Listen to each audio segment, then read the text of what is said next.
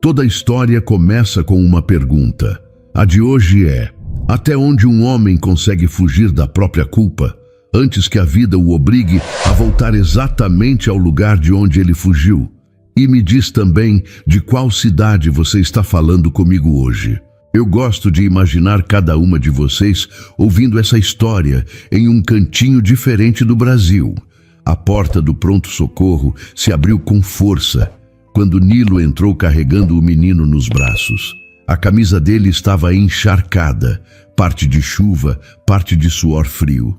O cabelo do garoto pingava no chão branco do hospital. Atrás dele, a mãe corria descalça, com um chinelo na mão e o outro perdido em algum lugar da rua.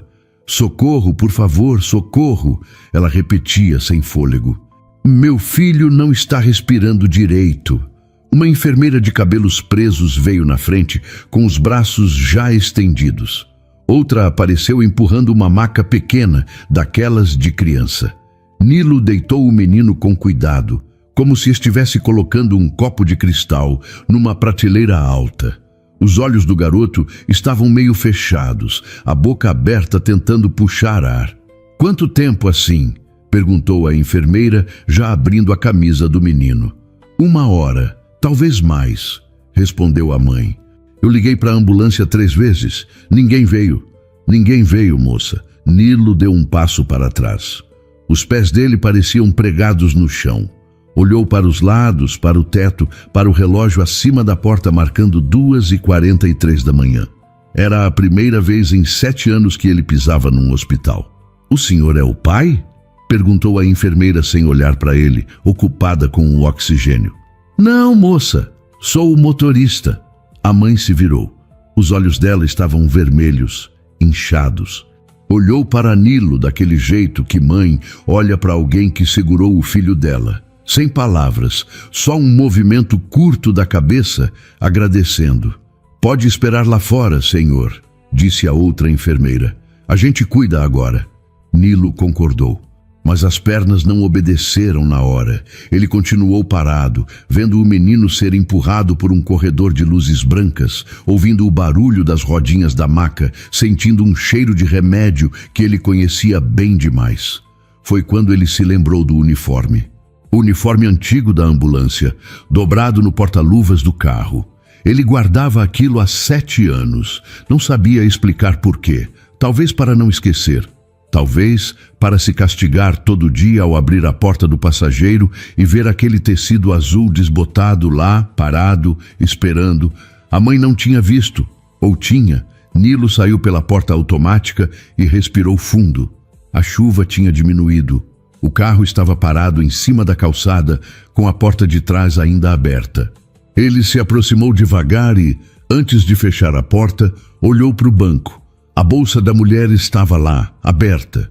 Um documento aparecia pela metade, junto com a carteira de SUS do menino. Ele leu o sobrenome.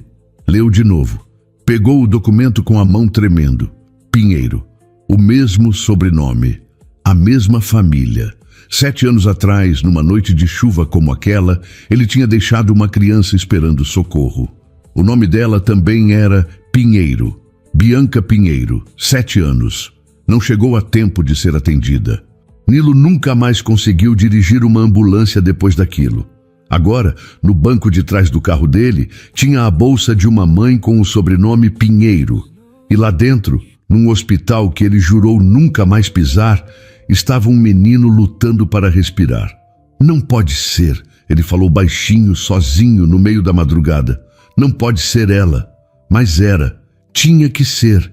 Nilo guardou o documento no lugar, fechou a porta do carro e voltou para o pronto-socorro.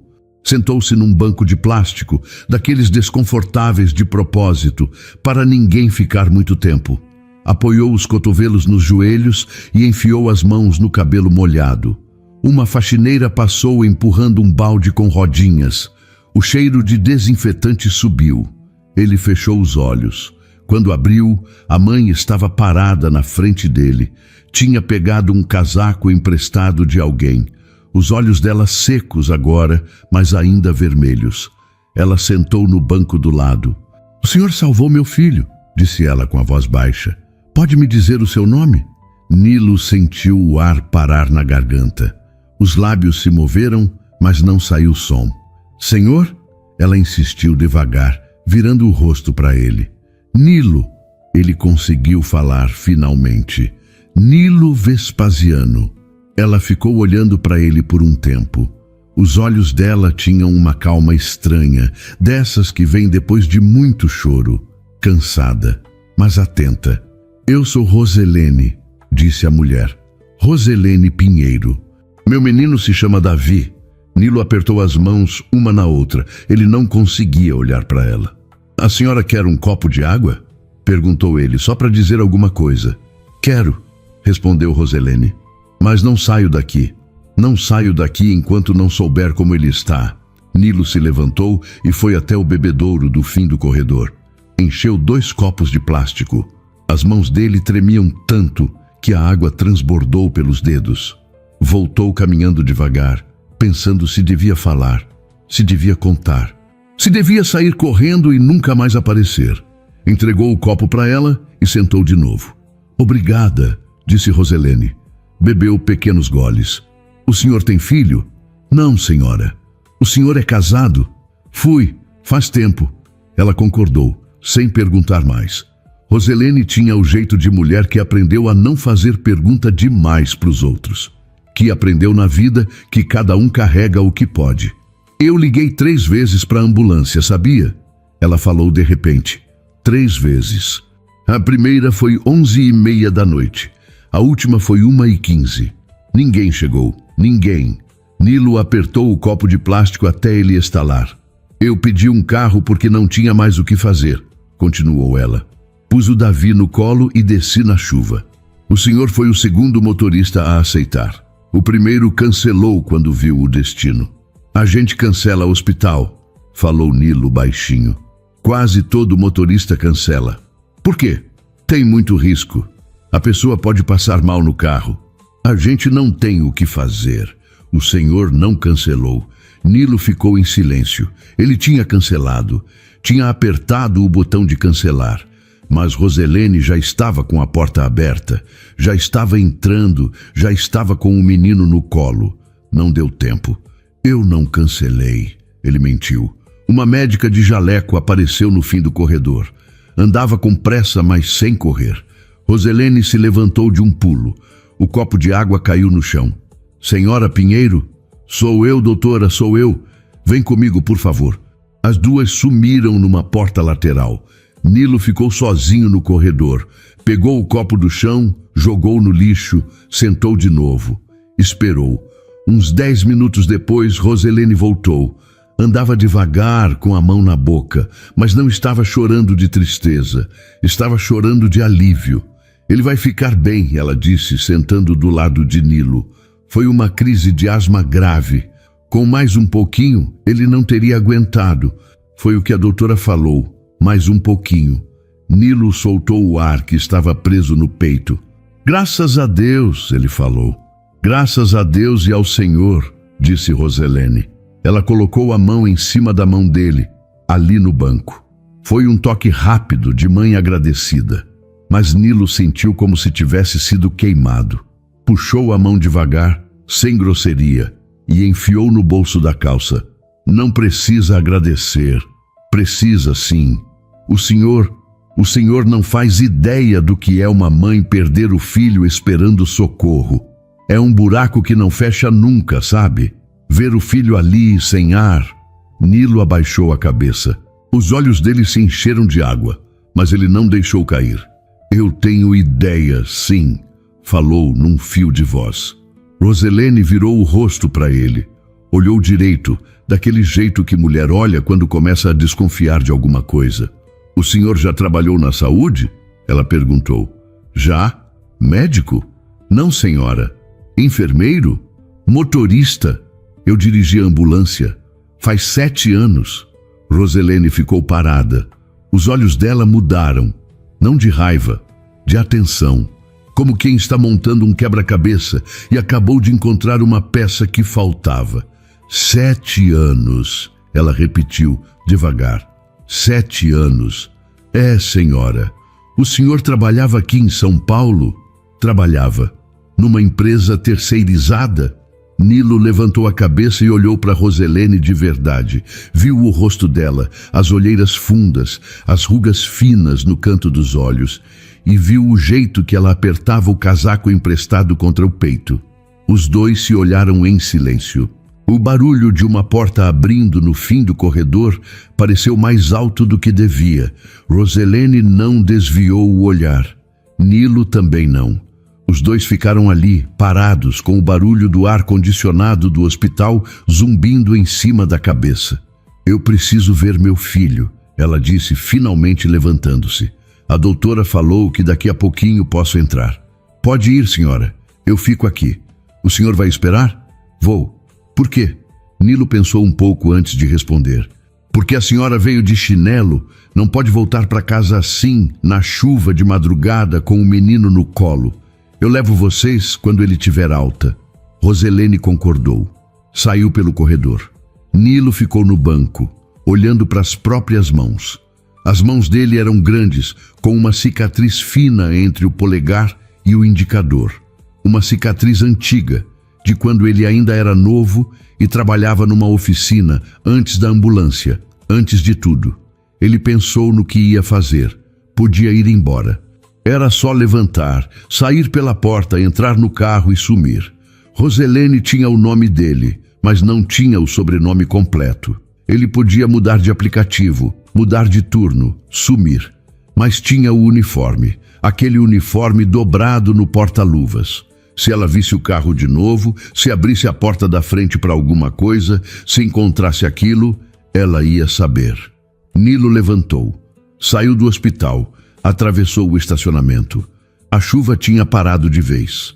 O céu de São Paulo estava cinza, com aquela cor de madrugada que não é mais noite e ainda não é dia. Abriu a porta do motorista, sentou, abriu o porta-luvas.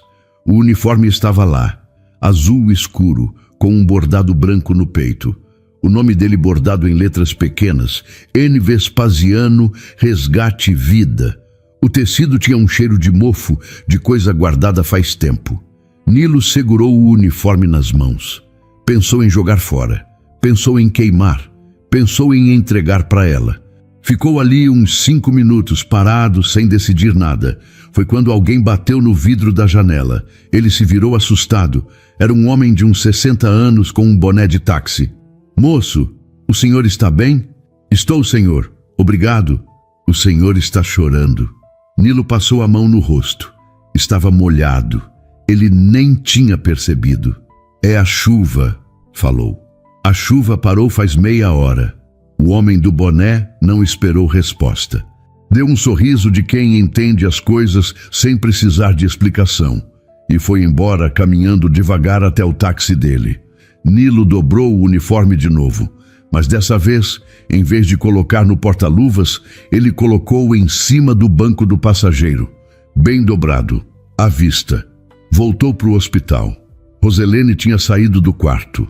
Estava sentada no mesmo banco de plástico, com uma sacola do hospital na mão. Ele dormiu, ela disse.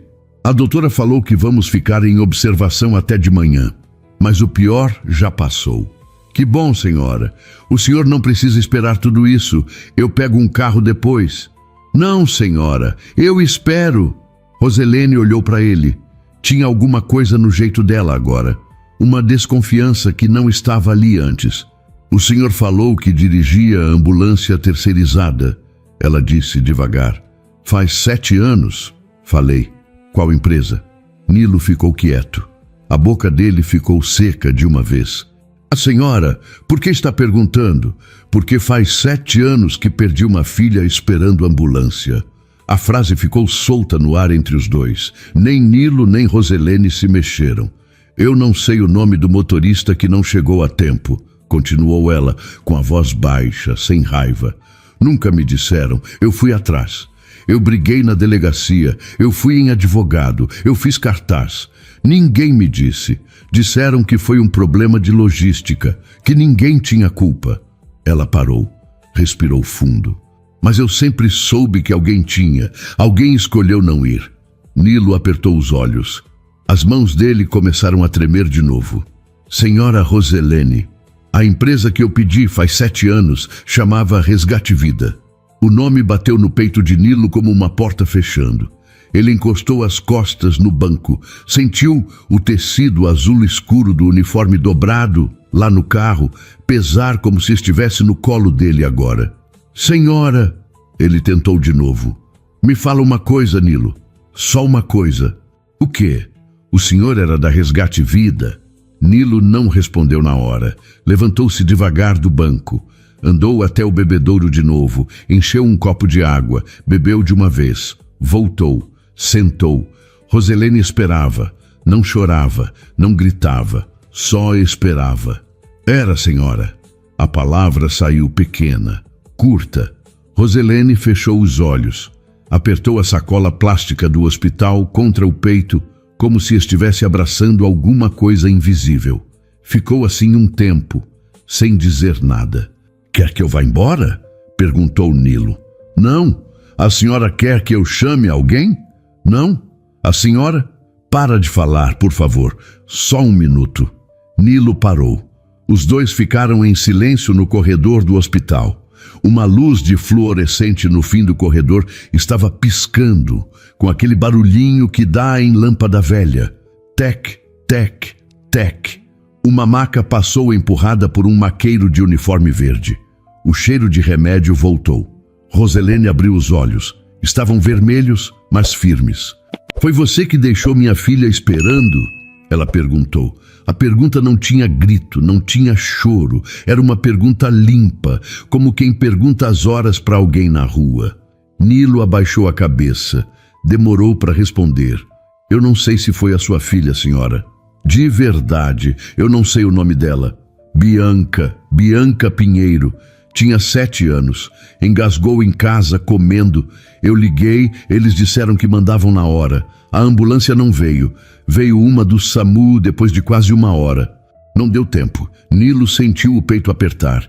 Ele lembrava de cada detalhe daquela noite. Da chuva, da pressa, do chefe gritando no rádio, da decisão errada. Lembrava sem precisar de esforço. Senhora, ele falou com a voz tremendo. Eu não sei se foi a sua filha, mas naquela noite faz 7 anos eu fui mandado para buscar um homem na Avenida Paulista. Um homem que tinha plano de saúde caro. Tinha um chamado antes, de uma criança, num bairro mais longe. Eu sabia. Eu vi no rádio. Mas o meu chefe falou que era para eu ir buscar o homem primeiro. Eu obedeci. Roselene apertou ainda mais a sacola contra o peito. Eu obedeci, repetiu Nilo. Porque eu tinha medo de perder o emprego. Eu tinha contas para pagar. Ele parou. Não tinha justificativa. Sabia disso. Eu obedeci, senhora. E até hoje eu não sei quem era aquela criança. Eu nunca quis saber. Eu não tive coragem. Roselene olhou para ele.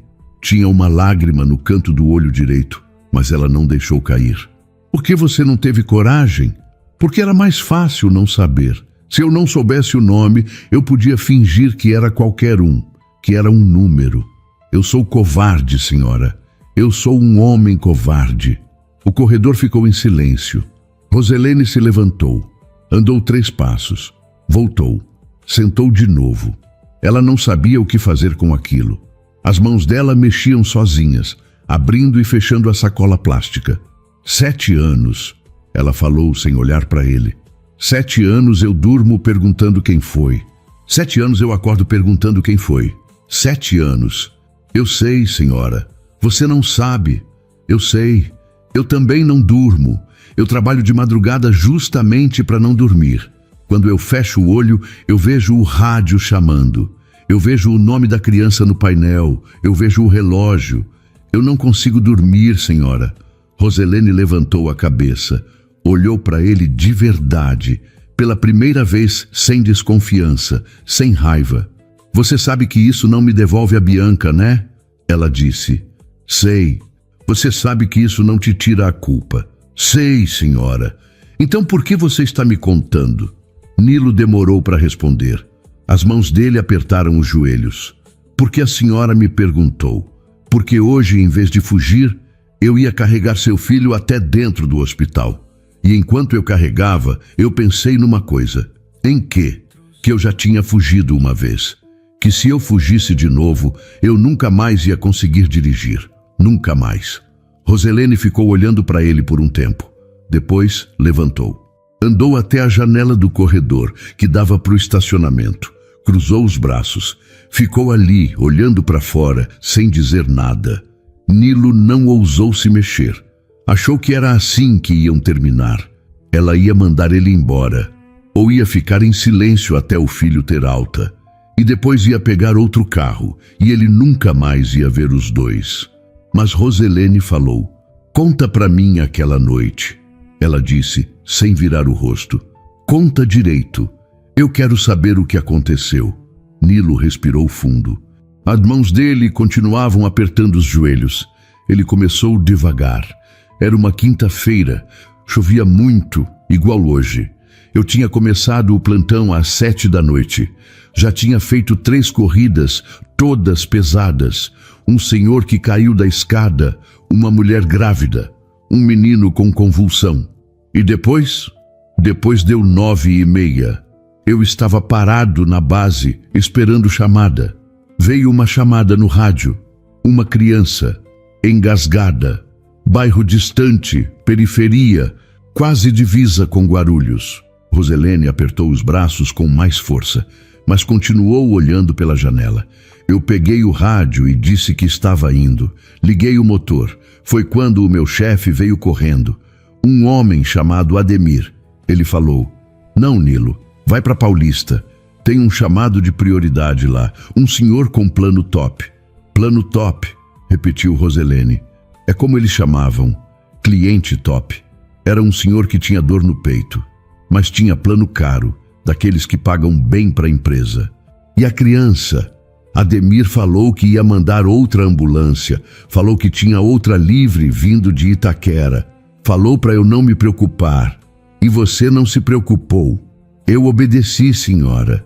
Eu fui para Paulista. Levei o senhor para o hospital particular.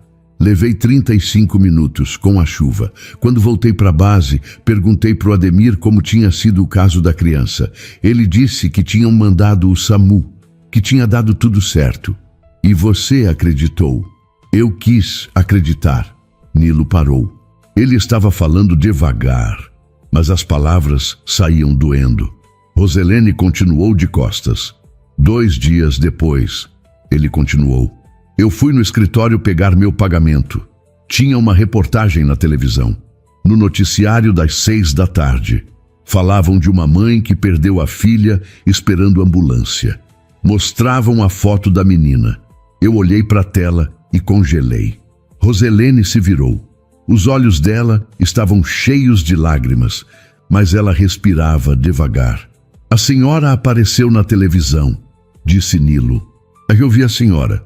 A senhora estava com um cartaz na mão, pedindo justiça.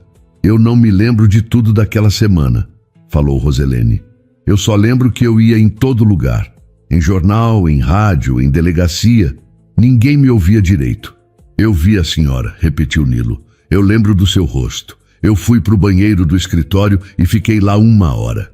Quando saí, fui falar com o Ademir. Ele disse que não tinha sido culpa minha, que eu tinha cumprido ordem. Disse para eu esquecer. Mas você não esqueceu? Não, senhora. Eu pedi demissão no mesmo dia. Eu fui para casa, peguei o uniforme, dobrei e guardei. Nunca mais entrei num hospital. Nunca mais. Roselene voltou para o banco. Sentou do lado dele, mas não muito perto. Os dois ficaram ali, sem se olhar. E o tal Ademir? Ela perguntou. Foi promovido, virou gerente. Depois saiu da empresa, abriu uma outra. Ainda trabalha com isso, eu acho. E ninguém foi responsabilizado. Ninguém, senhora. Eles falaram que foi um erro de despacho, que era falha do sistema. Botaram a culpa num computador. Roselene riu. Foi uma risada curta, sem alegria nenhuma. O tipo de riso que sai quando a pessoa não tem mais o que fazer. Falha do sistema, ela falou. Eu ouvi essa frase tantas vezes que ela perdeu o sentido para mim. Eu sinto muito, senhora. Sentir muito não traz minha filha. Eu sei. Roselene ficou um tempo quieta, depois falou com uma voz que parecia muito cansada. Você sabe o que mais dói, Nilo? O quê? Não é a sua culpa, é o tal do Ademir nunca ter pago por isso. É a empresa continuar funcionando. É outra mãe, em algum lugar de São Paulo, esperando ambulância agora, hoje, e talvez não chegar a tempo também. Nilo abaixou a cabeça. Ele sabia que ela estava certa. A senhora tem razão. Eu sei que tenho. Eles ficaram em silêncio um tempo. O hospital começou a acordar devagar. Uma mulher de jaleco branco passou empurrando um carrinho com café e bolacha. Um senhor velho, sentado num outro banco mais adiante, cochilava com o queixo no peito. Pela janela, o céu começava a clarear. Você já tinha visto criança engasgada antes daquela noite? Perguntou Roselene. Já, senhora. Quantas? Umas 3, talvez 4, em 7 anos de ambulância. E sempre dava tempo? Quase sempre. Engasgo de criança é coisa rápida. 5 minutos faz diferença. 10 minutos já é demais. 20 minutos. Ele parou. Não precisou terminar. 20 minutos demora para chegar até a minha rua, Nilo. Mesmo no melhor dos casos. Eu sei, senhora. Mas se você tivesse saído da base naquela hora, em vez de ir para Paulista, você teria chegado. Talvez, não sei. A chuva estava forte. Mas talvez. Talvez, senhora. Roselene apertou os olhos. Ela não estava com raiva. Era uma coisa mais pesada do que raiva. Era uma decepção antiga, daquelas que a gente carrega tantos anos que já vira parte do peso do corpo. Eu trabalhava de garçonete naquela época, ela falou. Meu marido tinha ido embora fazia 2 anos. Bianca ficava com a minha mãe enquanto eu trabalhava. Aquela noite eu tinha pegado o turno da noite porque pagava mais. A Bianca jantou cedo com a minha mãe. Engasgou com um pedaço de salsicha. Coisa boba. Coisa que acontece todo dia em casa de gente pobre. A senhora não tem culpa, senhora. Eu sei que não tenho, mas durante muito tempo eu achei que tinha. Achei que se eu estivesse em casa não teria acontecido. Achei que se eu não tivesse pego o turno da noite, achei que se eu tivesse cortado a salsicha em pedacinhos menores, achei 1000 coisas. A gente sempre acha. A minha mãe morreu de tristeza, sabia? 3 anos depois. Ela nunca se perdoou por ter deixado a Bianca engasgar. Eu falava todo dia, mãe, não foi a senhora. Mãe, não foi a senhora. Ela não acreditou. Foi indo, ficando magrinha, parou de comer, parou de sair. Um dia deitou e não levantou mais. Nilo escutou tudo sem dizer nada. Os olhos dele estavam molhados de novo, mas dessa vez ele não tentou esconder. Eu sinto muito mesmo, senhora. Eu acredito que você sinta. Os dois ficaram quietos. O senhor que cochilava no banco do fundo deu um ronco curto e acordou assustado. Olhou em volta, sem entender onde estava. Depois deitou a cabeça de novo. Como você conseguiu? Perguntou Nilo, baixinho. Como a senhora conseguiu seguir depois de tudo isso? Roselene pensou um pouco. Eu tive o Davi. Quanto tempo depois? 3 anos depois da Bianca. Eu conheci um homem bom. Casei de novo. Tive o Davi. O pai dele faleceu de doença no coração quando o menino tinha 1 ano. Aí eu fiquei sozinha de novo, mas com o Davi no colo. E a senhora seguiu. Eu segui porque tinha que seguir. Mãe não tem escolha, Nilo. Mãe segue até quando não consegue mais. Nilo concordou. Ficou pensando naquilo. Mãe segue até quando não consegue mais. Era uma frase simples, mas ele guardou na cabeça. A senhora tem mais alguém? Tenho uma irmã. Mora em Goiás. A gente se fala por telefone, mas faz 5 anos que a gente não se vê. Tirando ela, é só eu e o Davi. Davi é um nome bonito. Eu escolhi porque na Bíblia o Davi é o menino que enfrentou o gigante. Eu queria que ele fosse forte, mas ele puxou os pulmões fracos do pai. Toda crise de asma é desespero para mim. Nilo abaixou a cabeça. A senhora liga para a ambulância sempre que ele tem crise? Sempre. Mas eu já aprendi que não posso só esperar. Hoje, quando ligaram a 3ª vez e disseram que iam mandar e não mandaram, eu peguei ele no colo e desci. Você foi o segundo motorista que aceitou. E olha que coisa, você é justamente o homem que... Ela parou. Não terminou a frase. Não precisava. Eu queria poder voltar atrás, senhora, falou Nilo. Mais que tudo no mundo. Eu sei, mas não dá. A vida não funciona assim. Eu sei. A vida funciona assim, ó. Você fez uma coisa errada faz 7 anos. E hoje, sem saber, você fez uma coisa certa. Você salvou meu menino. Isso não conserta o que aconteceu. Mas conta. Conta sim. Nilo levantou a cabeça. Olhou para ela. Conta mesmo, senhora? Conta. Não é perdão, não é absolvição. É só um peso menor no bolso. É o que eu posso te dar agora. Os olhos dele encheram de novo. Dessa vez, ele deixou as lágrimas caírem. O sol começou a entrar pela janela do corredor. Era uma luz amarelada, fraca, dessas de manhã cedo em São Paulo. A faxineira passou outra vez, dessa vez recolhendo o lixo dos cestos. Uma enfermeira nova chegou para o turno da manhã. Cumprimentou as colegas em voz baixa. Roselene foi ver o filho. Voltou meia hora depois com o Davi pela mão. O menino estava pálido, mas firme. Tinha um curativo na mão, onde tinham colocado o soro. Olhou para o Nilo com olhos grandes, curiosos. Esse é o moço que trouxe a gente para o hospital, filho, disse Roselene. O nome dele é seu Nilo. Obrigado, seu Nilo, falou o Davi com a voz fininha. Nilo se abaixou para ficar na altura do menino. Ele que nunca conversava com passageiro agora não sabia o que dizer.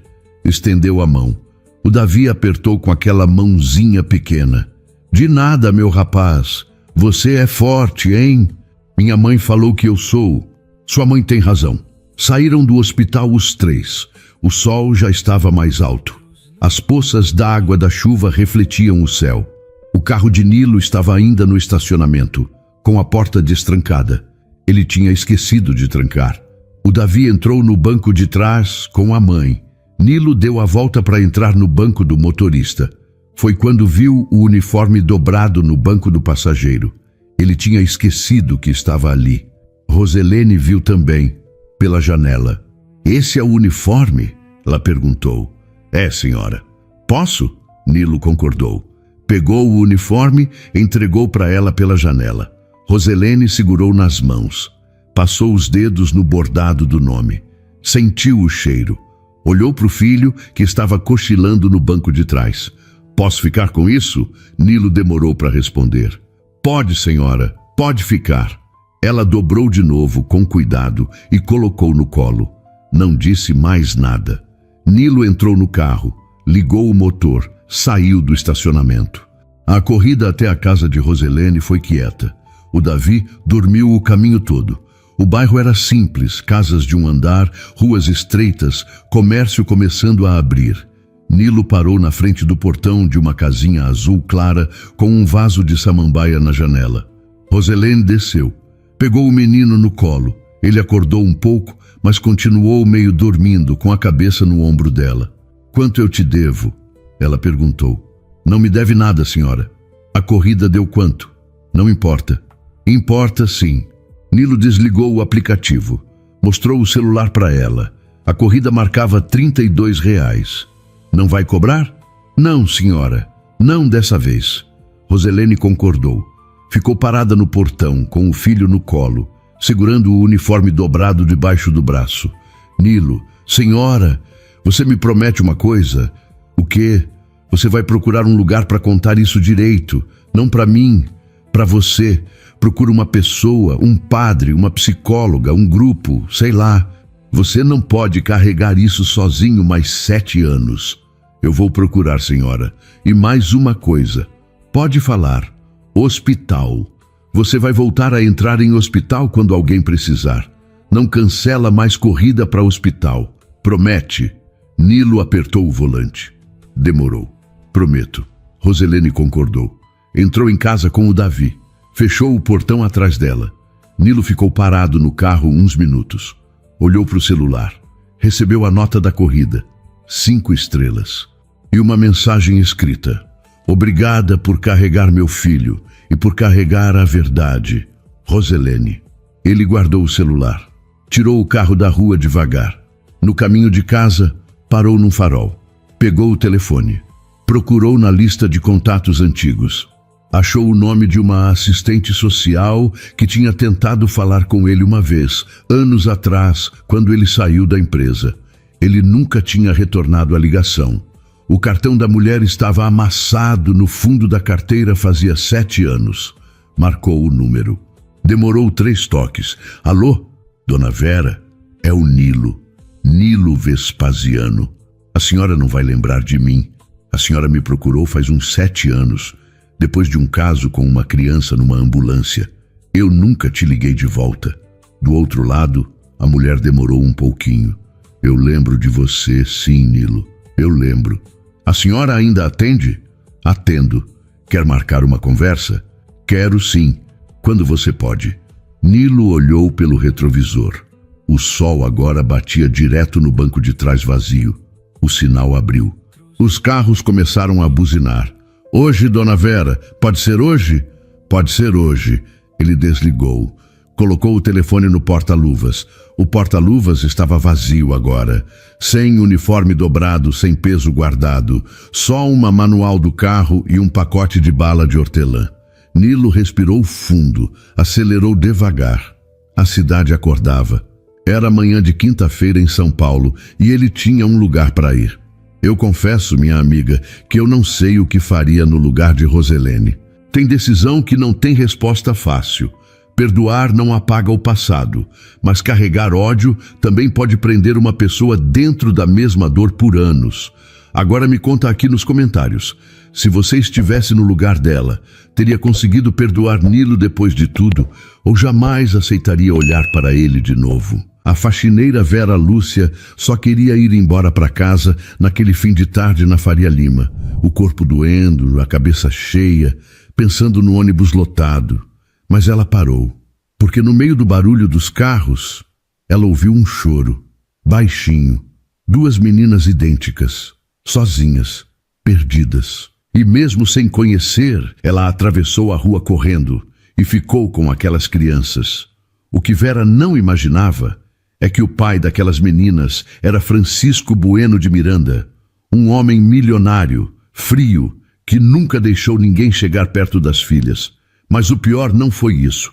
O pior foi o que aconteceu minutos depois, quando aquelas 2 meninas olharam para Vera, se agarraram nela no meio da rua e gritaram uma palavra que ninguém naquela família ouvia há anos: mamãe! E o que Francisco fez em seguida mudou a vida de todos eles para sempre. Nossas histórias têm viajado longe. De onde você está assistindo hoje? Compartilhe com a gente nos comentários. A Faria Lima estava entupida de carro naquele fim de tarde. Vera Lúcia saiu do prédio de escritórios arrastando o pé. O uniforme vermelho grudava nas costas de tanto suor. 28 anos, e o corpo já reclamava feito velha de 70. Tinha limpado mais de 20 salas no turno. Copo de café seco na mesa. Banheiro de executivo. Vidraça cheia de marca de mão. Agora só queria o ônibus, um prato de arroz com feijão e a cama dela. Foi quando escutou um chorinho baixo, daqueles abafados. Quase se perdeu no barulho dos carros. Vera parou. Do outro lado da calçada, 2 meninas pequenas andavam de mão dada. Loirinhas, cabelo preso com fita branca, sapatinho de verniz. Vestidos que deviam custar o salário dela de 2 semanas. E as bochechas molhadas. Olhou para os lados. Nenhum adulto. Nenhum olhar de mãe preocupada. Ninguém. 2 crianças de 5 anos. Sozinhas, no meio da Faria Lima. O peito de Vera apertou tão forte que ela nem pensou. Atravessou a rua correndo. Um entregador de moto buzinou, xingou. Ela fez que não ouviu. Chegou perto das 2 e dobrou os joelhos na calçada, ficando na altura delas. Ei, calma. Ninguém vai brigar com vocês. Me conta o que aconteceu. A do vestido amarelo engoliu um soluço. A do vestido vermelho apertou a mão da irmã. A gente perdeu o papai. Ele mandou a gente ficar parada. A outra entrou. A gente saiu só um pouquinho. Vera passou o dedão na bochecha molhada da menina do amarelo. Aquela mão calejada, cheia de produto de limpeza, parecia gigante encostada naquele rostinho. Dona, é a gente que vai falar. A de vermelho resmungou brava. Vera quase soltou uma risada. Ah, é? Então como é que vocês chamam?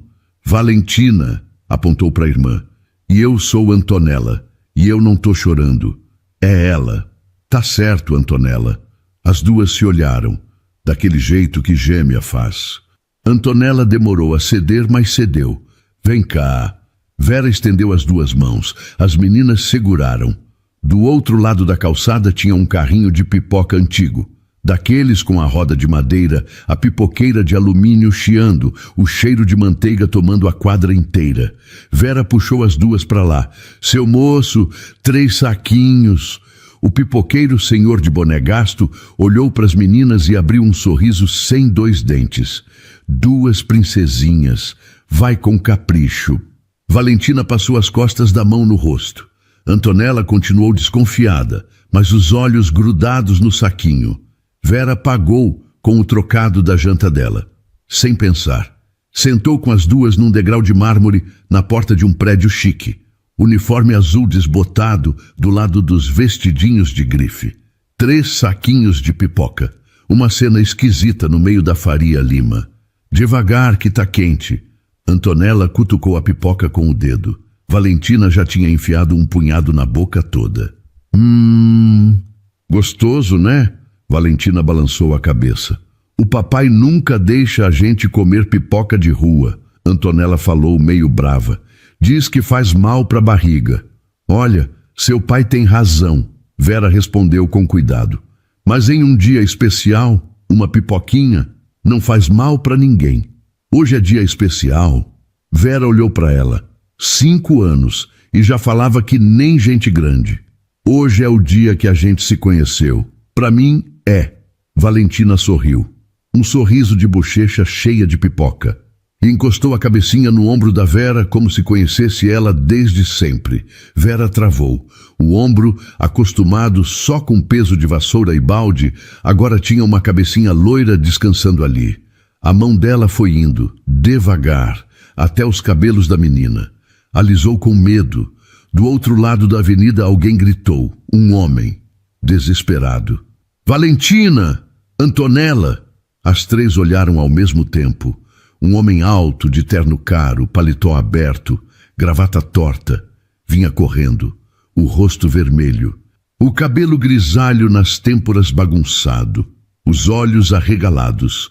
Antonella deixou o saquinho cair. É o papai.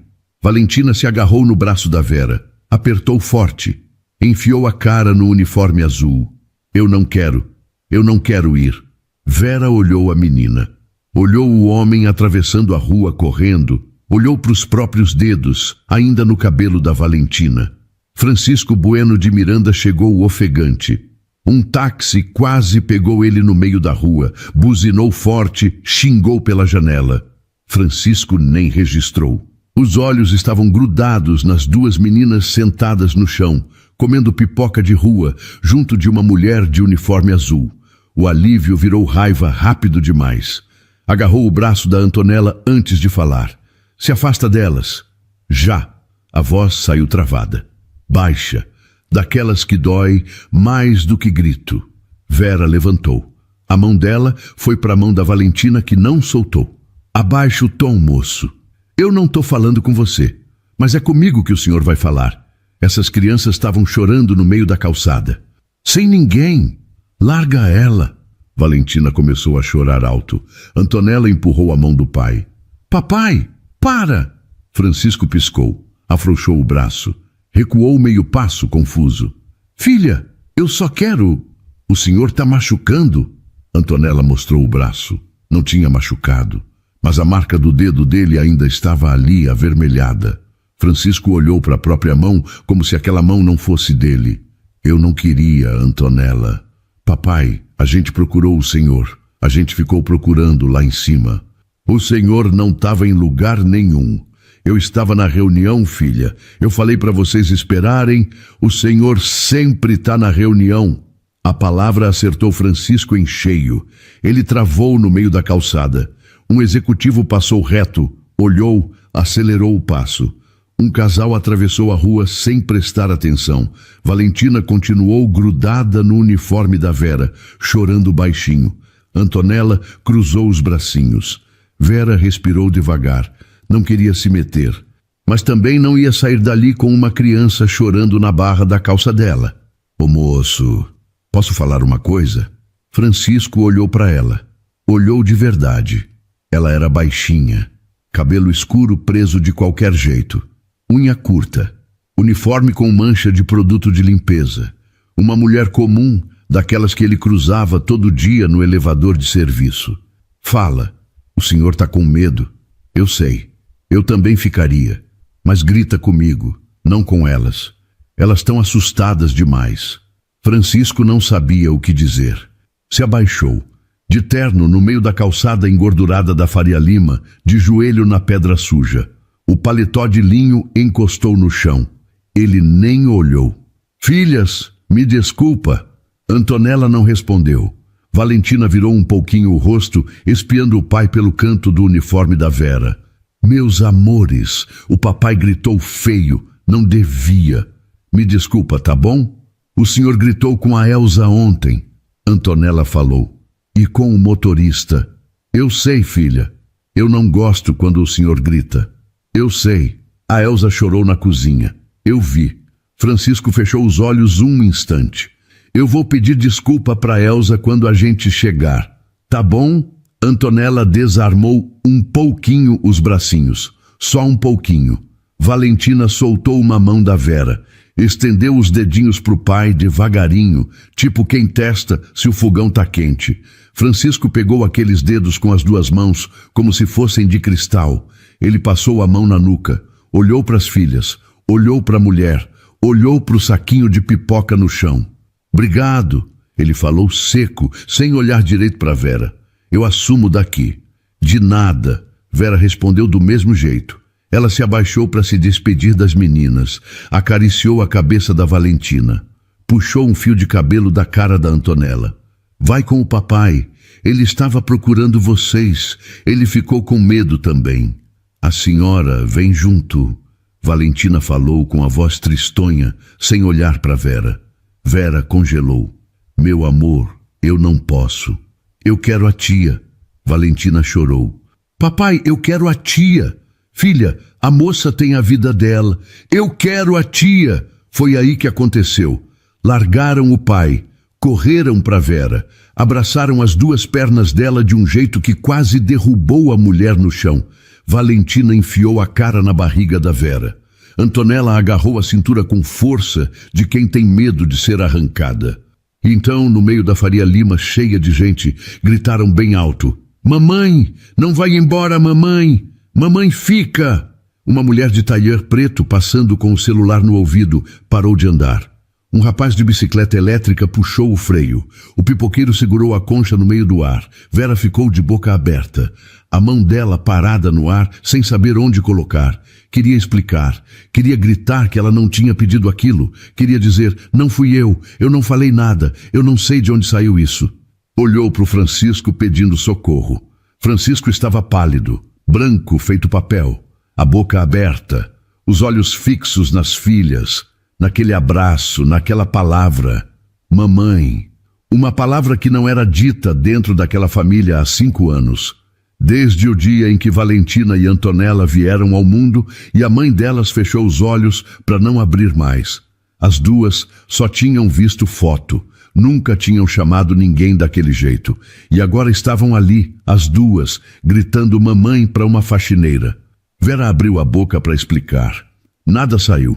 Francisco deu um passo, parou. A mão dele tremeu. Vera sentiu uma coisa quente descer pelo rosto.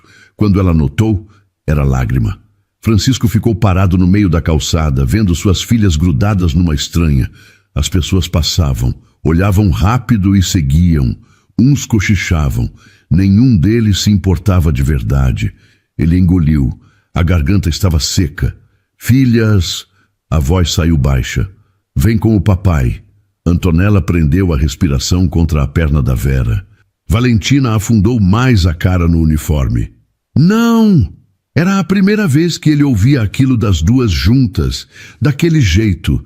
Não era birra de parque, não era drama de hora do banho. Era outra coisa. Vera se abaixou devagar. Meninas, olha para mim. Seu pai tá aqui.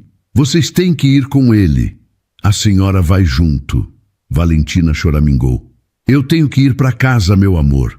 Leva a gente junto. Vera olhou para o homem. O homem olhou de volta. E os dois ali, sem combinar, entenderam que ia precisar de um acordo. As duas não saíam daquela perna na força. Francisco levantou do chão, limpou o paletó manchado. O terno caro não escondia mais nada. A senhora aceita uma carona para casa? Não precisa. Precisa sim. A senhora fez as minhas filhas pararem de chorar. Eu não consegui. Isso vale uma carona. Vera olhou para o relógio da esquina. 7h10. O ônibus dela passou. O próximo, 1h. Se pegasse o último, ia chegar em Paraisópolis quase meia-noite. A mãe dela ia ficar preocupada. Uma carona, só até elas ficarem calmas. Só até elas ficarem calmas, ele repetiu. Os dois já estavam mentindo um para o outro sem saber.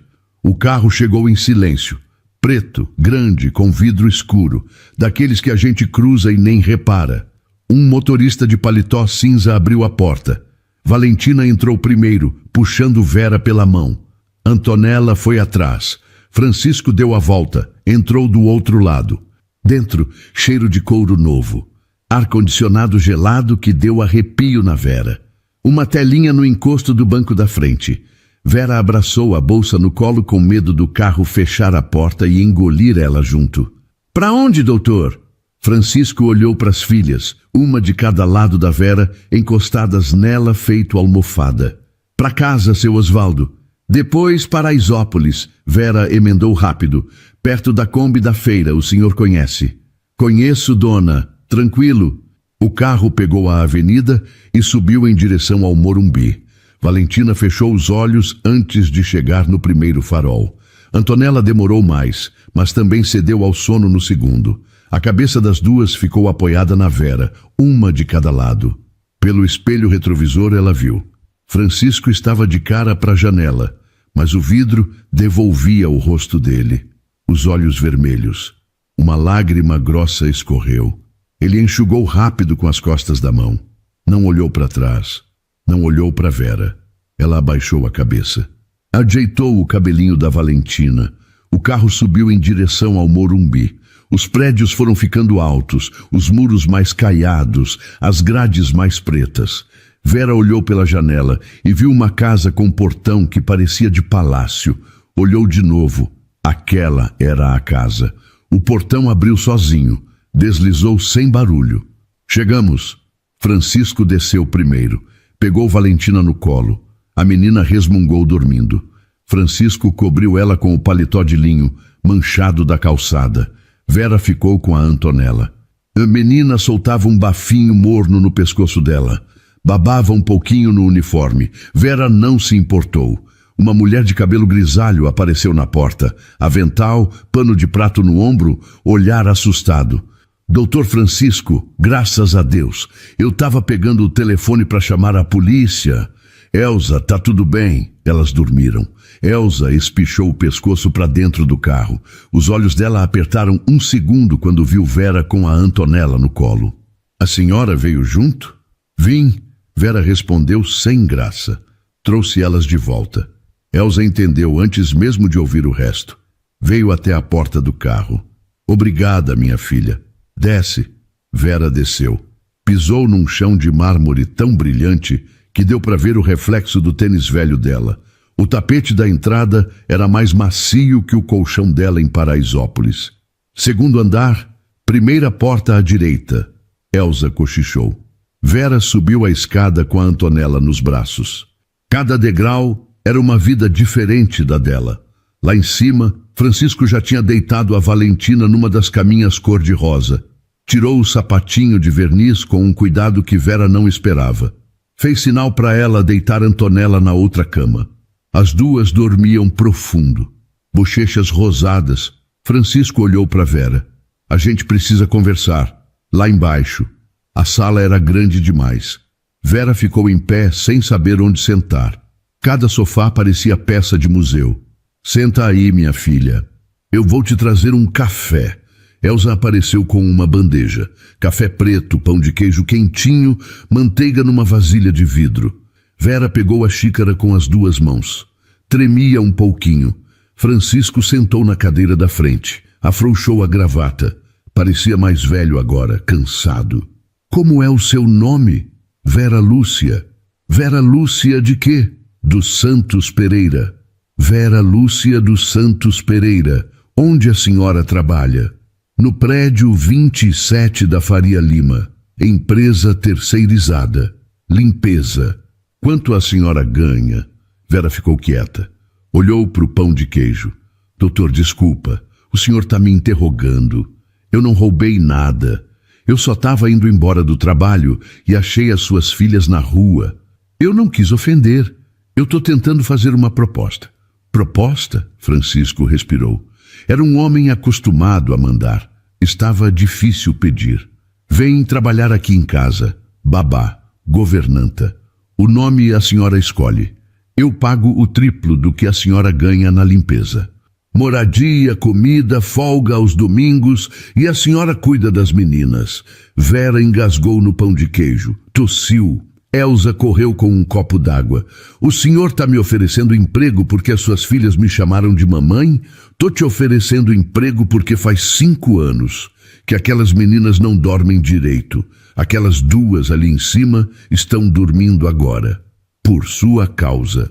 A voz dele falhou na última palavra. Só uma vezinha. Mas Vera pegou. Doutor, com todo respeito, o senhor não me conhece. Eu posso ser qualquer coisa. Ladra. Pior. O porteiro do meu prédio me contou que te viu comprando pipoca para as minhas filhas com o seu dinheiro. Ladra não gasta com criança estranha. Vera abaixou a cabeça. Pensou na mãe. Dona Aparecida, 62 anos, diabetes descontrolada, remédio caro. Pensou no aluguel da kitnet em Paraisópolis, 3 meses atrasados. Pensou na irmã mais nova, Jéssica, que saiu de casa e não voltou mais. Pensou nas próprias costas, que doíam toda a noite. Depois pensou na menina do vestido amarelo, dormindo lá em cima com o pé descalço de fora da coberta. Levantou o queixo. Uma condição. Fala. O senhor não grita comigo. Nunca. Nem uma vez. No dia que o senhor gritar comigo do jeito que gritou na Faria Lima, eu faço a mala e vou embora. E não tem dinheiro que me segure. Francisco colocou a xícara na mesa devagar. Ninguém tinha falado com ele daquele jeito em muito tempo. Talvez nunca. Tá. E outra. Eu vou cuidar essas meninas do meu jeito. Roupa de brincar, pé no chão, mão na terra, biscoito na cozinha. Se o senhor quiser menininha de porcelana, contrata outra. Tá. E minha mãe mora em Paraisópolis. Ela é doente. Todo domingo eu vou lá, sem falta. Carro e motorista, pode ser? Vera olhou para ele. Tava falando sério. Pode. Ele estendeu a mão. A mão dele era lisa, de quem mexe em caneta. A dela era áspera, de quem torce pano. Os dois apertaram. Quando a senhora começa? Amanhã eu preciso resolver umas coisas, falar com meu chefe da limpeza, avisar a minha mãe. Na quarta eu tô aqui. Quarta então. Vera levantou, pegou a bolsa. Doutor. Oi. Uma última coisa. Aquelas meninas me chamaram de mamãe hoje. Não fui eu que ensinei. Mas se o senhor não quer que isso se repita, me diz agora. Francisco demorou para responder. Passou a mão no rosto. Olhou para a escada que subia para o quarto das filhas. Elas nunca chamaram ninguém assim. Nenhuma babá, nenhuma parente. E não vou ser eu a tirar isso delas. Vera balançou a cabeça. Foi em direção à porta. Vera, oi, obrigado. O senhor ainda não me contratou para agradecer. Só quarta a gente vê se isso dá certo. Francisco soltou um riso curto. O primeiro do dia. Seu Osvaldo levou ela para Paraisópolis. No caminho, Vera olhou pela janela. Faria Lima, Pinheiros, Santo Amaro, a paisagem mudando, as casas encolhendo. Quando o carro entrou na rua de terra da comunidade, os vizinhos se encostaram na janela para ver. Dona Aparecida abriu a porta com a mão no peito.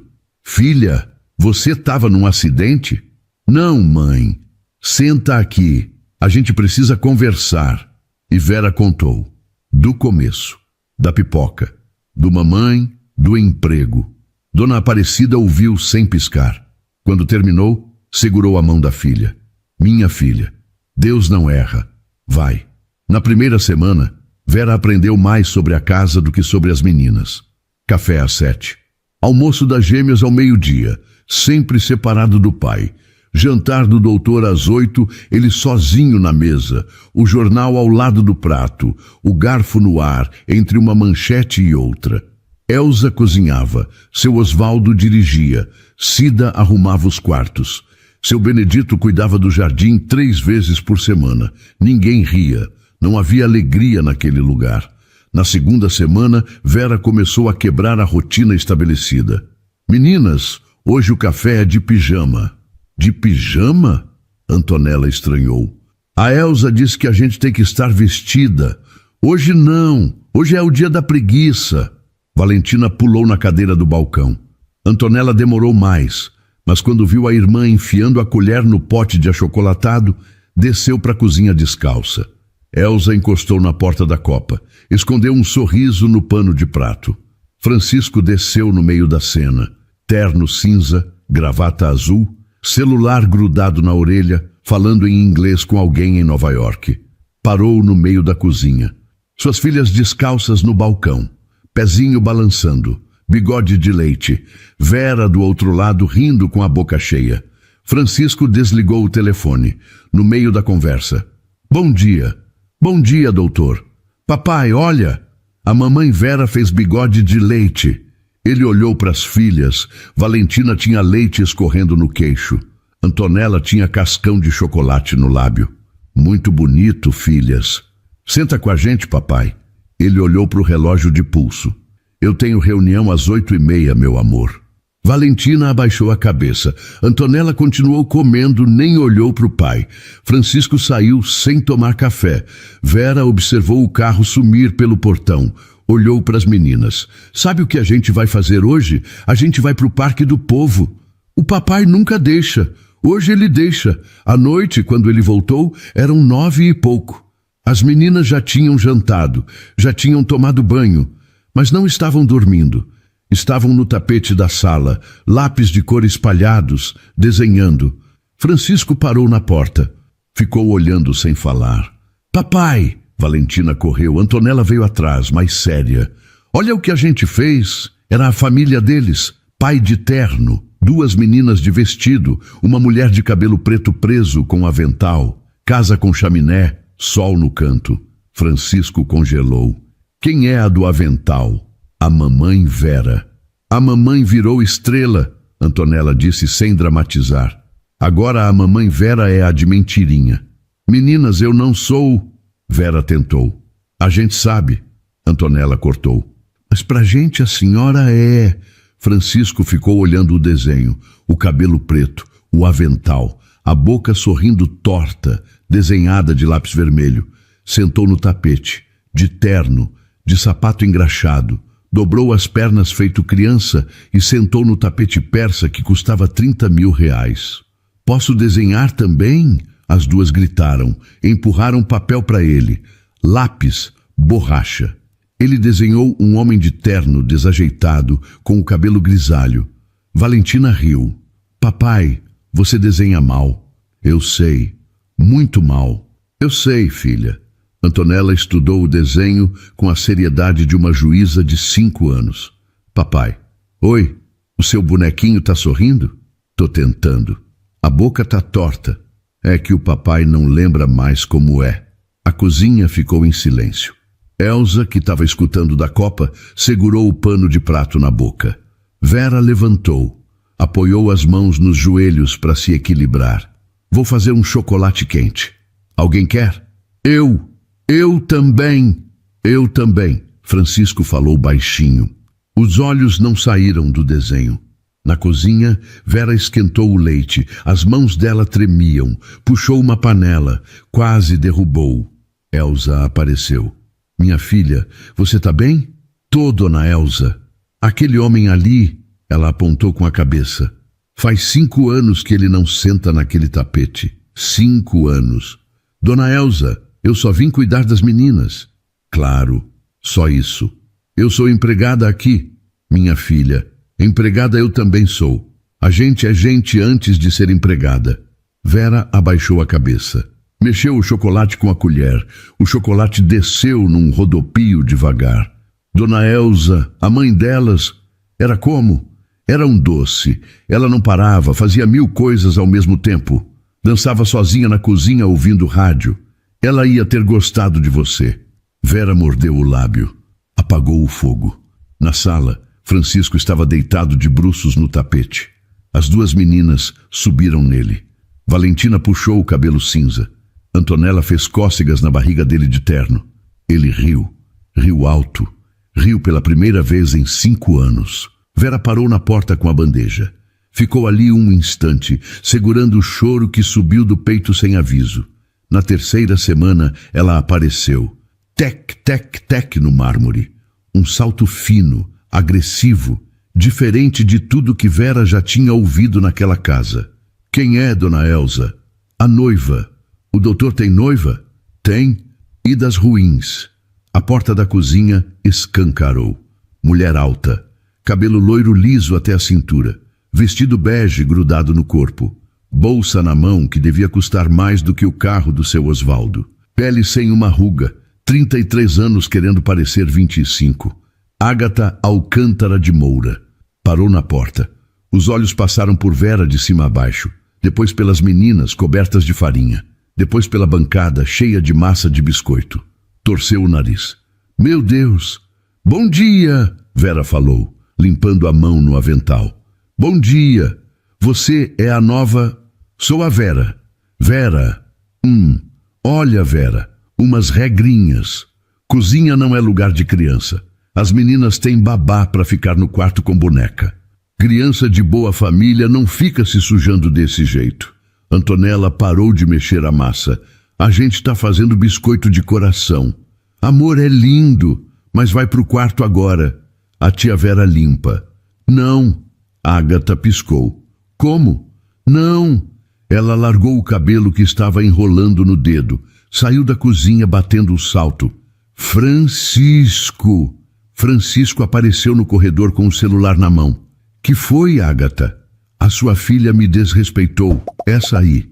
Apontou para Antonella. Francisco ficou ali, encurralado. O que aconteceu, filha? Ela mandou a gente parar de fazer biscoito. Eu disse não. Viu? Ágata. A empregada deixou a menina me dar uma resposta dessas. Ágata, é biscoito. Francisco, não é biscoito. É princípio. Você contratou uma mulher, sabe Deus de onde, para cuidar das suas filhas. Olha a roupa dela. Olha a cozinha. Sua casa virou um caos. Vera apertou o avental na mão. Dona Ágata, eu não tô falando com você. Pois é, mas eu tô falando com a senhora. As meninas estão fazendo biscoito. A farinha sai no banho. E a senhora tá gritando na frente das crianças. Ágata virou o rosto devagar. Francisco, você deixa isso? Valentina começou a chorar. Baixinho. Antonella soltou a colher. Francisco olhou para a filha chorando. Coisa que ele não tinha suportado ver a vida inteira. Ágata, vem cá. Na sala. De jeito nenhum. Eu tô falando com elas. Na sala. O tom dele subiu. Pela primeira vez. Contra a Ágata. Ela engoliu. Deu meia volta. Saiu batendo o salto de novo. Francisco olhou para Vera. Olhou para as filhas. Se abaixou no meio da cozinha. Meninas, desculpa. Continuem fazendo o biscoito. Papai, Antonella falou, olhando no fundo dos olhos dele. Ela já fez isso antes. Fez o quê, filha? Antonella levantou a manga do pijama, mostrou uma marca roxa antiga, quase apagada, mas ali. Ela apertou o meu braço. Disse que se eu contasse, o papai ia ficar bravo comigo. Francisco pegou no braço da filha com uma delicadeza que não combinava com o tamanho da mão dele. Quando foi isso, Antonella? Quando ela veio aqui da última vez. Por que você não me contou? Porque ela disse que o papai ia ficar do lado dela. Francisco fechou os olhos. Valentina se encostou na irmã. É verdade, papai. Eu vi.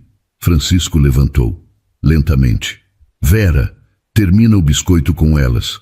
Eu preciso resolver uma coisa. Saiu da cozinha. Vera ficou parada. Olhou para as duas. Meninas. Vem cá. Puxou as duas para um abraço. Apertou. Sentiu o coração da Antonella batendo contra o peito dela. Sentiu o dedinho da Valentina enroscado no cabelo dela. A senhora não vai embora, vai? Valentina cochichou. Não, meu amor. Promete? Prometo. Dona Elza entrou na cozinha, olhou para Vera. Minha filha, agora a guerra é de verdade.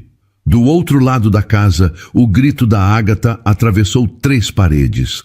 A voz dela subindo, descendo, chorando, ameaçando. A voz de Francisco grave, baixa, sem dar bandeira. As meninas escutaram. Antonella agarrou o pano de prato da Elza e tapou o ouvido da irmã. Não ouve, Vavá. Não ouve. Vera apertou mais o abraço. Meninas, vamos terminar o nosso biscoito. De coração? De coração. As 3 continuaram mexendo a massa. A farinha subia no ar e na sala a guerra tinha acabado de começar. Francisco não rompeu naquele dia. Ágata chorou. Chorou bonito, sem borrar a maquiagem. Jurou que a Antonella tinha batido o braço em algum lugar. Jurou de pés juntos que amava as meninas. Jurou que tinha sido um mal-entendido. Francisco acreditou, mais ou menos. Mas alguma coisa entre eles rachou. Ele começou a chegar mais cedo em casa. Começou a pedir para Elza avisar quando a Ágata vinha. Começou a evitar o restaurante nos jardins onde eles sempre jantavam. E começou, sem perceber, a procurar Vera, com os olhos em todo o cômodo. A rotina da casa mudou. Vera acordava as meninas cantando música da novela. Penteava uma com trança de lado, a outra com Maria Chiquinha. Café com pão de queijo da Elza. Escola no Alto de Pinheiros. Na volta, Parque do Povo. Tarde no chão do tapete com lápis de cor. Banho, jantar, historinha. Numa terça, ela estava contando a história do Saci para as meninas no quarto. Francisco parou no corredor, escutando. E o Saci pega a cuia da moça, mexe o feijão no fogo e some rindo. Mamãe Vera, o Saci mora no mato? Mora no redemoinho. Quando o vento junta poeira e gira, o Saci tá ali dentro. A minha avó dizia. A sua avó conhecia Saci? Minha avó conhecia tudo, meu amor. Alguém contava a história assim para a mamãe da gente? Vera parou. A mão dela parou em cima do cabelo da Valentina. Eu não conhecia a mamãe de vocês, meu amor, mas toda mãe conta. O papai não conta. Seu papai conta do jeitinho dele. Não conta nada. O papai trabalha. Francisco entrou no quarto. As 3 olharam. Posso contar uma agora? Valentina arregalou o olho. Pode? Ele sentou na beira da outra cama. Parecia grande demais em cima daquela colcha cor-de-rosa. Afrouxou a gravata. Pensou. Era uma vez um motorista de caminhão. Motorista de caminhão, papai? É, um caminhão velho que batia tec-tec-tec no motor. E aí? Esse motorista rodava sozinho pelas estradas. Porque tinha perdido a mulher dele há muito tempo. Vera abaixou o rosto. E um dia, na beira de uma estrada de terra, ele viu 2 meninas pequenininhas, sozinhas. 2? Gêmeas. Igual a gente? Igual. E aí? O motorista parou e descobriu que aquelas 2 meninas eram filhas dele, que ele tinha esquecido que tinha. Antonella ficou séria. Papai, você esqueceu que tinha a gente? Francisco respirou. Demorou. Esqueci de lembrar, filha. Não é a mesma coisa, mas é feio do mesmo jeito. E a mãe das meninas da história? A mãe virou estrela, mas mandou uma moça para cuidar delas, e a moça usava uniforme azul. Valentina apertou o cobertor na mão. Papai, você tá chorando? Tô só com sono, filha. Antonella levantou o bracinho e passou a mão no rosto do pai. Uma gotinha ficou no dedo dela. Isso não é sono, papai. Francisco engoliu, fungou, puxou a Antonella para o colo e a Valentina e ficou ali um bom tempo, sem falar mais nada. Vera levantou em silêncio, saiu, deixou os três, desceu para a cozinha. Dona Elza lavava copo na pia. Dona Elza, eu vou ter que ir embora. Elza fechou a torneira. Como é? Eu não posso ficar. Tô atrapalhando. Senta aí. Vera sentou. Elza secou a mão. Sentou do outro lado. Minha filha, você escutou aquele homem contar uma história para aquelas meninas hoje. Aquele homem não contava história nem para si mesmo. Você acha que isso é atrapalhar? Dona Elza, eu sou a babá. Ele é o patrão. Ele tem noiva. A noiva está pendurada no dinheiro dele. Ela não ama ninguém. Eu trabalho nessa casa há 17 anos. Eu sei. Mas nada demais. Você veio para cuidar das meninas. Cuida. O resto é com Deus. Vera apertou a mão da Elza. Eu tenho medo, Dona Elza. Eu também tenho medo todo dia, minha filha. A gente tem medo e faz mesmo assim. Dona Aparecida, a mãe da Vera, tinha dito uma coisa parecida num domingo. No caminho da feira, com o braço apoiado no da filha, ela falou: Filha, quando Deus abre uma porta, a gente não fecha por medo de passar. Vera olhou pela janela da cozinha. No andar de cima, a luz do quarto das meninas ainda estava acesa. A Ágata tinha mandado 3 mensagens para o Francisco durante o jantar. Ele não respondeu nenhuma. Aquilo ia ter troco. E o troco veio 2 dias depois, no shopping. No sábado, Vera levou as meninas ao shopping Cidade Jardim. Francisco tinha pedido. Deixou o cartão. Avisou o gerente da loja. As meninas precisavam de sapato para a escola, tênis para a educação física, sandália para o verão. Valentina pulava no piso brilhante. Antonella segurava a mão da Vera com força, olhando para os lados como quem conta quantas saídas tem. Mamãe Vera, olha aquela boneca. Depois a gente olha, meu amor. Primeiro o sapato. Tec, tec, tec. Vera reconheceu o salto antes de virar. Ágata vinha pelo corredor do shopping. 3 amigas atrás. Todas iguais. Loiro escorrido. Bolsa cara. Mesmo perfume. Mas que coincidência! Vera endireitou as costas. Bom dia, dona Ágata. Meninas, vem dar um beijo na tia. Valentina e Antonella não se mexeram. Meninas, eu tô falando. A gente não quer, Antonella falou. Ágata riu para as amigas. Uma risada fina, ensaiada. Gente, tão vendo?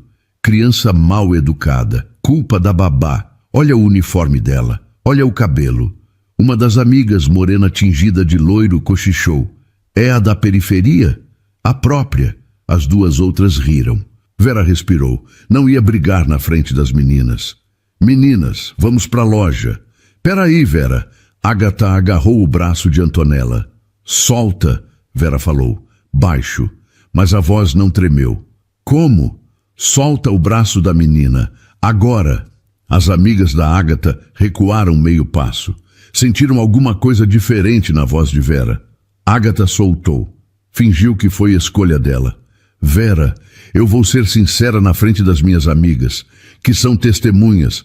O Francisco me contou tudo. Tudo o quê? Que você tá dando em cima dele, que ele tá enjoado de você, que foi um erro te contratar. As 3 amigas balançaram a cabeça com pena fingida. Vera sentiu um frio subir pela coluna. Por um segundo duvidou. Será que ele tinha falado? Olhou para as meninas. Estava prestes a acreditar. Foi quando Antonella falou. Mentira! Como é, menina? Mentira! Você está mentindo. Para, menina. O papai falou ontem no telefone que a Vera foi a melhor coisa que aconteceu com a gente. Eu escutei. Você não escutou. Escutei. E você estava atrás da porta da cozinha. Eu te vi pelo espelho do fogão. A senhora escondida igual uma barata. Uma das amigas arregalou o olho. Ágata, você estava escutando atrás da porta? Imagina, essa menina inventa. Eu não invento. Você estava de sapato dourado. Eu vi. Ágata ficou vermelha até a orelha. Os dedos apertaram a alça da bolsa. Uma das amigas olhou o relógio. Gente, eu tenho que ir. Peraí. Eu também. As três saíram juntas. Rápido. Fingindo pressa. Sumiram na escada rolante. Agatha ficou ali, parada, sozinha no meio do corredor do shopping. O salto dela não batia mais, porque ela não andava. Você vai pagar por isso, falou para Vera. Baixo, veneno puro.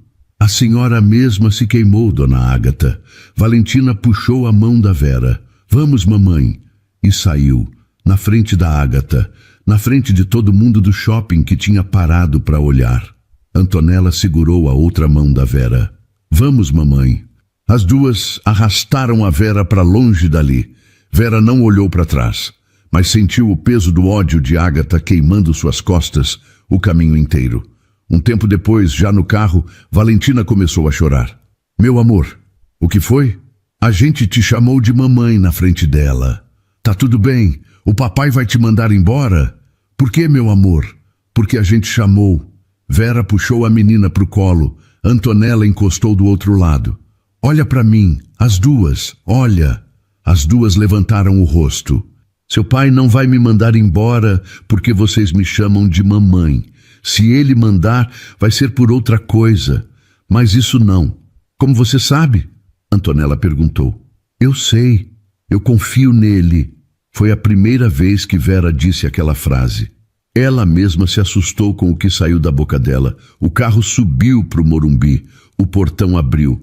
Vera desceu com as meninas, uma de cada lado, o peito apertando, pronta para enfrentar o que viesse. Só não esperava o que viu na sala.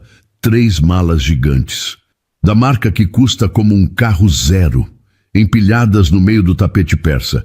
Agatha sentada no sofá, de pernas cruzadas, mexendo no celular, como se nada tivesse acontecido no shopping, e Francisco de pé na janela de costas para a porta. Dona Elsa apareceu no corredor com um pano de prato na mão. Fez um sinal para Vera. Vera a abaixou na altura das meninas. Elsa vai fazer suco com vocês. Não, mamãe Vera, a gente não quer. Vão, 5 minutos. Valentina resistiu. Antonella puxou a irmã pelo braço e seguiu a Elsa para a cozinha. Antes de sumir no corredor, olhou para Vera e fez um sinal de positivo com o dedinho. Vera entrou na sala. Parou ao lado das malas. Francisco, Agatha falou sem tirar os olhos do celular. Chegou a sua funcionária. Francisco virou. Agatha, essas malas são suas? São. E eu vou embora, meu amor. A menos que você faça a coisa certa agora. Que coisa? Manda essa mulher embora. Na minha frente. Agora. E a gente casa em dezembro, como combinado. O relógio da sala bateu 3 vezes. Ninguém falou nada por alguns instantes que pareceram horas. Francisco olhou para Vera. Vera olhou para ele, sem pedir nada, sem fugir também. Agatha. Oi, meu amor. A Vera fica. Agatha riu. Uma risada curta, desacreditada. Como? A Vera fica. Você é que vai. Ela largou o celular em cima do sofá. Francisco. Por causa de uma empregada? Não é por causa dela. É por causa das minhas filhas. Suas filhas estão sendo manipuladas. Minhas filhas estão felizes. Minhas filhas dormem sem acordar no meio da noite gritando. Minhas filhas cantaram no café da manhã ontem. Cantaram, Agatha, música da novela. Uma coisa que eu nunca tinha ouvido nessa casa. Francisco. E tem mais. A Antonella mostrou o braço, com marca do seu dedo. Eu vi. Eu fiquei 2 dias fingindo que não tinha certeza. Mas eu tenho. Agatha levantou do sofá devagar. O queixo tremeu um instante antes de endurecer. Francisco, eu já te expliquei. Criança inventa. A minha filha não inventou nada. Você vai acreditar numa menina de 5 anos contra a sua noiva. 1000 vezes. Agatha ficou branca. Mudou de rosto em 2 segundos. De dominadora para vítima. As lágrimas brotaram redondas, sem borrar. Meu amor, eu tô confusa. Você tá confuso. Essa mulher tá mexendo com a sua cabeça. Agatha, pensa no nosso futuro, na mansão na Toscana, nos nossos planos. Eu não te amo. Ela parou. O choro travou no meio do caminho. Como? Eu nunca te amei. Eu achei que a gente ia se dar bem porque tinha a mesma agenda, a mesma empresa de eventos, o mesmo círculo. Eu achei que depois da Juliana eu não ia sentir isso de novo. Mas sinto. Sinto aqui dentro de casa todo dia. Só não é por você. Vera abaixou o rosto, as mãos agarradas no avental. Ágata olhou para ela. É por ela? Por essa? Isso não é da sua conta. Eu vou destruir você, Francisco. Faz o que quiser, a imprensa, a justiça, o que quiser. Eu não tenho nada a esconder. Ágata pegou a bolsa do sofá, o celular. Passou por Vera bem perto. Parou. Você é mais burra do que parece, menina. Homem rico não fica com alguém como você. Quando ele enjoar de você, vai te chutar na rua igual cachorro. Vera levantou o queixo. Pode ser que ele me chute mesmo, dona Ágata, mas a senhora não tem nada a ver com isso. Ágata bufou. O salto tec-tec-tec foi em direção à porta. Seu Osvaldo, que já tinha entendido o filme, carregou as 3 malas em silêncio. A porta bateu. O portão fechou. A casa ficou quieta. Francisco olhou para Vera. Vera ficou parada, as mãos ainda amassando o avental. Seu Francisco, o senhor não precisava ter feito isso por mim. Não me chama de senhor, por favor. Francisco, eu não fiz por você. Fiz pelas minhas filhas. Ela abaixou a cabeça. Mas fiz por mim também. Ela levantou. Ele deu um passo. Parou. Vera, eu não sei namorar. Eu não sei chegar. Eu não sei fazer nada disso desde os 25. Eu só sei que eu não aguentava mais ver aquela mulher no meu sofá. E que eu durmo mais tranquilo desde que você chegou aqui em casa. Vera abriu a boca. Nenhum som saiu. 2 cabecinhas loiras apareceram no batente do corredor. A Elsa deixou a gente sair, Valentina falou. A mentirosa já foi? Antonella perguntou. Foi, Francisco respondeu. Foi para sempre. As 2 correram. Abraçaram o pai. Abraçaram a Vera. Os 4 ficaram no meio da sala. A Valentina puxou a mão do pai e pôs em cima da mão da Vera. Pronto, ela falou. Agora tá certo. Antonella, séria, olhou para Vera. Mamãe, tá certo? Vera olhou para o Francisco. Francisco olhou para ela. Os 2 não falaram, mas os dedos dele se enlaçaram nos dela. Tá certo, filha. Dona Elsa espiou do corredor. O pano de prato subiu até o canto do olho. Os dias depois que Ágata se foi foram estranhos. Bons, mas estranhos. Era como se a casa toda tivesse soltado uma respiração presa há anos. Dona Elsa cantarolava na cozinha samba de raiz. Seu Osvaldo contava piada no caminho da escola. Seu Benedito trouxe muda de manjericão e plantou no canteiro da entrada. O cheiro tomou a casa. Francisco mudou. Passou a chegar às 5 da tarde. 5 em ponto. Cancelou reunião para chegar nesse horário. As meninas corriam para a porta quando escutavam o carro. Ele abaixava, pegava uma em cada braço, beijava a testa de cada uma. Mas com Vera, ele travava. Ficava parado na porta da cozinha, começava uma frase, desistia, deixava a mão encostar na dela sem querer e puxava rápido, como se tivesse esbarrado em ferro quente. Vera também travava, tinha medo de muita coisa, medo dele, medo dela mesma, medo do que as pessoas iam falar. Numa quinta, ela estava pendurando a roupa das meninas no varal do fundo do quintal. Francisco apareceu. Sem gravata, manga da camisa enrolada. Posso ajudar? Vera olhou, segurou o riso. O senhor pendurar roupa? Por que não? Francisco, o senhor é bilionário. E daí? Bilionário não tem braço? Ela riu. Ele riu também. Pegou uma camiseta rosa de Valentina, pendurou com a barra para cima. Tá errado.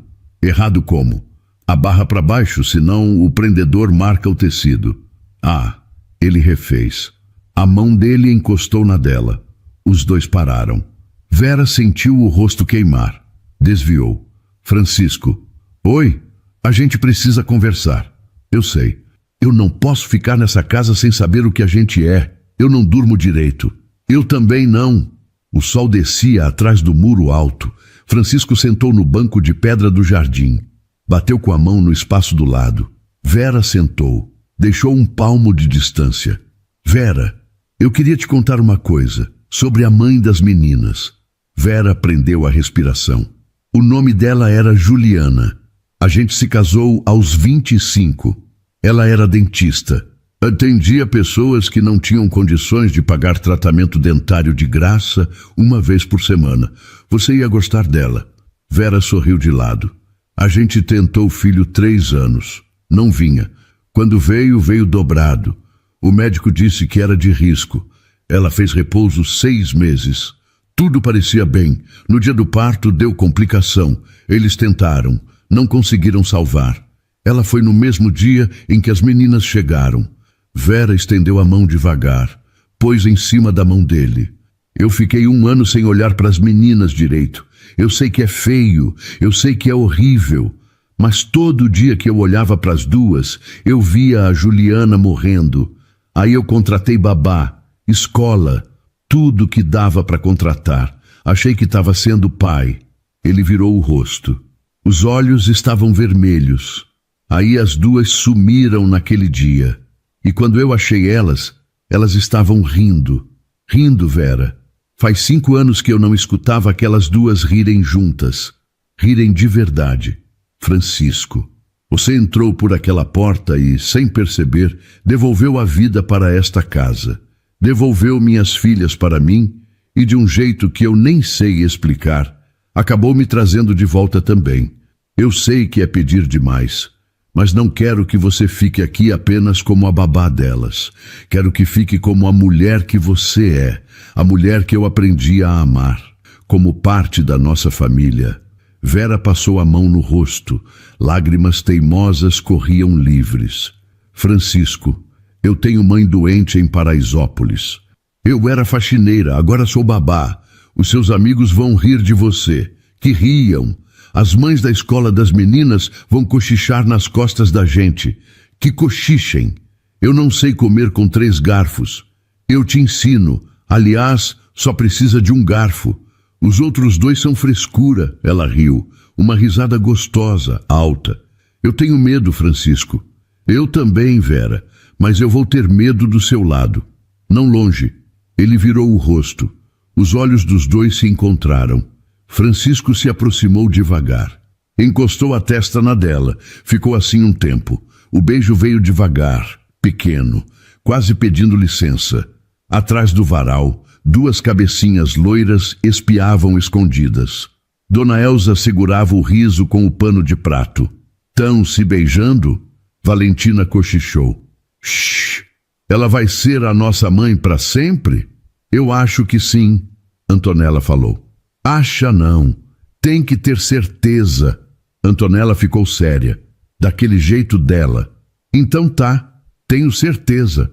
Dona Elza puxou as 2 pela mão. Vem, meninas. Vamos deixar os adultos.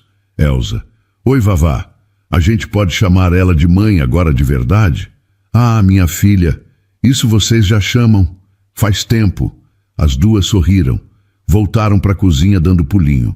No jardim, Francisco apertou a mão da Vera. Vera. Oi. Fica comigo. De verdade.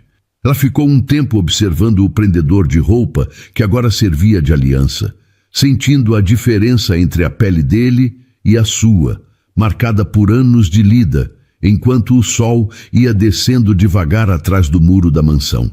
Eu fico. Passaram 8 meses. A mansão não era a mesma. Quem entrasse agora pela primeira vez não ia acreditar que aquela casa já tinha sido silenciosa. Brinquedo no tapete da sala. Desenho colado na porta da geladeira, preso com ímã em formato de abóbora que a dona Aparecida mandou. Massinha seca, grudada no canto do balcão da cozinha, que a dona Elza tentava tirar com a faca, reclamando baixinho. Cheiro de bolo saindo do forno 3 vezes por semana, porque a Elza começou a ensinar as meninas a medir farinha na xícara. Tinha roupa no varal do quintal. Tinha cachorro. Sim, cachorro. Um vira-lata caramelo que a Vera achou caído na Faria Lima e trouxe escondido num saco de supermercado. Francisco descobriu 2 dias depois, quando o bicho roeu o sapato italiano dele. Quis brigar. Olhou para as meninas. Não brigou. Botou o nome de Pipoca. O cachorro virou o rei da casa. A mãe de Vera, Dona Aparecida, estava melhor. Francisco pagou médico particular, remédio importado, especialista. Dona Aparecida baixou a diabetes. Voltou a andar sem bengala. Agora vinha passar os domingos na mansão. Chegava com marmita de feijão porque dizia que o feijão da Elza era gostoso, mas o dela era melhor. E Elza fingia que brigava. As duas viraram amigas de novela da tarde. Numa tarde de sábado, no jardim da mansão, tinha festa, aniversário das gêmeas. 6 anos. Não era festa glamurosa, era uma festa simples. Só a família, Dona Aparecida, Dona Elza, seu Osvaldo, seu Benedito, o Rodrigo, irmão do Francisco, que tinha voltado a frequentar a casa depois de 8 anos sumido. E 7 coleguinhas da escola. Bolo, brigadeiro, cachorro-quente e pipoca, claro. Pipoca virou tradição. Todo aniversário, todo domingo, todo fim de semana. Valentina apareceu correndo de vestido amarelo. Antonella veio atrás, com o vestido igual, mas com um bolso do lado. Antonella gostava de ter bolso para guardar coisa. Mamãe! Mamãe! O Pipoca comeu o brigadeiro! Vera largou a cesta de pão. Pipoca! O cachorro saiu disparado com brigadeiro na cara, o rabo balançando de felicidade. Todo mundo riu. Francisco estava sentado numa cadeira de madeira embaixo da figueira do jardim. Olhou para a cena. O peito dele apertou daquele jeito bom que ele aprendeu a reconhecer. Vera chegou perto. Sentou na grama do lado dele. Ofegante. Esse bicho vai me matar. Não vai. Ele te ama. Ele ama brigadeiro. Francisco pegou a mão dela, que já não era tão calejada porque fazia 6 meses que ela tinha parado de esfregar chão. Ele segurou. Os dois estavam juntos há 7 meses, de verdade, sem esconder. As meninas tinham comemorado com um desenho gigante, os 4 de mão dada com um sol enorme em cima. Vera, oi, eu quero te perguntar uma coisa. Se for para tirar o cachorro do sofá, não. Ele riu. Não é isso. Ele mexeu no bolso. Tirou uma caixinha de veludo, pequena, antiga. A forração já gasta nos cantos. Vera arregalou o olho. Francisco, não era da Juliana. Eu quero deixar claro. Era da minha avó. Ela me entregou antes de partir e disse para eu dar para a mulher certa. Eu guardei 9 anos. Nunca serviu em ninguém. Agora serve. Ele abriu. Um anel simples. Ouro amarelo. Uma pedrinha azul meio gasta. Minha avó era costureira. Criou 7 filhos. Essa pedra ela ganhou do meu avô quando o meu avô ainda era entregador de leite. Era tudo que ele tinha. Vera tapou a boca com a mão. Vera, quer casar comigo? As 2 meninas, que estavam fingindo que brincavam de pega-pega do lado da figueira, gritaram antes dela responder. Fala sim, mamãe. Fala. Todo mundo olhou. Dona Aparecida apertou a mão da Dona Elza. A Dona Elza levou o pano de prato aos olhos e dessa vez o pano saiu molhado. Vera chorou, riu chorando. Quero sim, Francisco. Ele botou o anel. Coube. Como se tivesse esperado aquele dedo a vida toda.